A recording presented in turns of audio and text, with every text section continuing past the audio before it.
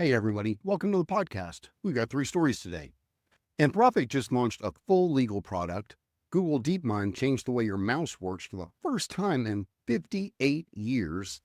And I'm going to butcher this name, but Demis Hassabis got 2.1 billion to back up his claim that he's going to cure every disease on Earth. All three stories today are about AI moving out of the chat window and into the actual work. Legal work, physical computing, drug discovery. This is a different kind of AI than we had 12 months ago. Hi, I'm Marcus Netto, and I spend most of my time helping small business owners figure out where AI is going to provide the biggest return in their businesses. The stuff worth paying attention to and the stuff that isn't. If that sounds useful, hit subscribe. Anthropic launched Claude for Legal this week, and it's their most aggressive vertical push yet. They shipped more than 20 connectors to legal systems and document repositories, 12 practice area plugins built around specific workflows, and direct integrations with Thomson Reuters, Westlaw, Harvey, Everlaw, Box, and DocuSign. And they wired Claude into Microsoft Word, Outlook, Excel, and PowerPoint, carrying full context across all four. So a contract redline that you finish in Word doesn't have to be re-explained when you're drafting the cover note in Outlook. Big law firms are already on it in production. Over 20,000 legal professionals signed up for Anthropic's most recent webinar on this. That's not a slow rollout. For business owners, here's the practical shift. Legal has always been one of the worst budget leaks in running a company. You send a vendor contract to a lawyer, they bill you 2 hours to read it and flag the same 3 clauses that show up in every vendor contract. That can run $600 to $800 for a review that didn't require a law degree to do. Multiply that across your vendor agreements, employment contracts, lease renewals, NDAs, and it adds up fast. What changes now is that your team can run a meaningful first-pass review through Claude before anything goes near a billable hour. You're not replacing your lawyer. It's not what this is. You're going into that conversation knowing exactly what you're asking about. Claude flags the clauses worth questioning, drafts the language you need, and does the research. Your lawyer handles the judgment call. That's a fundamentally different use of their time and yours. Say you run a small marketing agency and you're onboarding a new client. Instead of sending the master services agreement to your attorney and waiting 3 days for a markup, you run it through Claude first. Flag the liability cap, the IP ownership clause, the payment terms. Go to your lawyer with a short list, not a blank document. You just heard a 2-hour review into a 30-minute consult, and if you want to get super fancy, you set up a repeating Claude workflow in a project for contract intake, so every new agreement that comes in gets first pass review automatically before it ever hits your inbox. That can happen today. All right, so the bigger signal is the pattern. Last month, Anthropic launched pre-built agent templates for financial services. This month, legal. They're building industry-specific products now. The companies that learn to use these have a real head start on competitors who are still doing things the old way. The second story is the one that's hardest to explain until you see it. And once you see it, you're going to feel like your current computer is ancient. Google DeepMind published a new AI-powered mouse pointer this week. That's right, a new AI-powered mouse pointer. The cursor has been functionally unchanged since it was demoed in 1968. You point, you click. It's been the entire model for 58 years. It was transforming when they added right-click. So DeepMind just changed that. The new pointer is called Magic Pointer, powered by Gemini.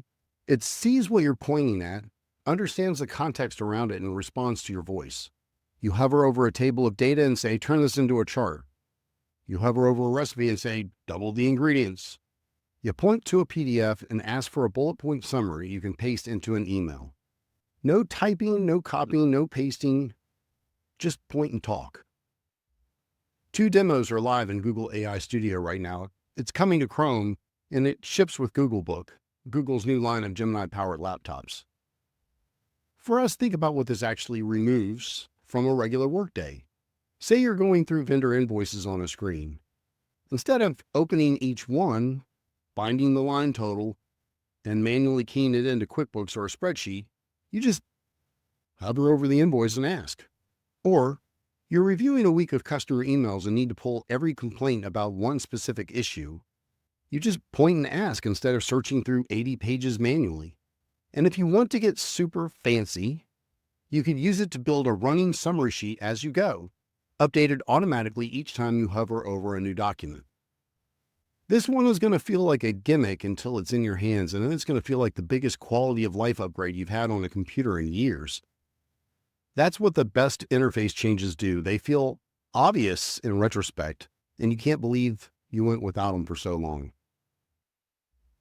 And so I think I've saved the best one for last. The last story today, and it's the one that's hardest to put a business angle on, and I'm not even going to really try that hard, but stick with me, because it's the most significant thing that happened, I don't know, this week at least. Okay, so I'm going to mispronounce his name, and I apologize. Demis Hassabis won the Nobel Prize last year for solving protein folding. Now, if that's not your world, because it's not mine, apparently every drug that exists works by attaching to a specific protein in your body. Now, to design a drug, you need to know the exact 3D shape of that protein. And for most of history, figuring that out took years of lab work per protein. Did I mention that there are hundreds of thousands of these proteins? AlphaFold, the AI that he built at DeepMind, figured out the shape of them all in one shot. That was step one of a plan that he's been running since 2010. Make AI capable of real science, and then point it at human disease. This week, step two got its funding. Isomorphic Labs, his AI drug design company, closed a $2.1 billion Series V. Here's the math. Developing a single drug today takes 5 to 10 years and costs upwards of $1 billion. That math is why most rare diseases never get treatment. The patient population is just too small. It can't be carried out over a large body of patients. So nobody builds it.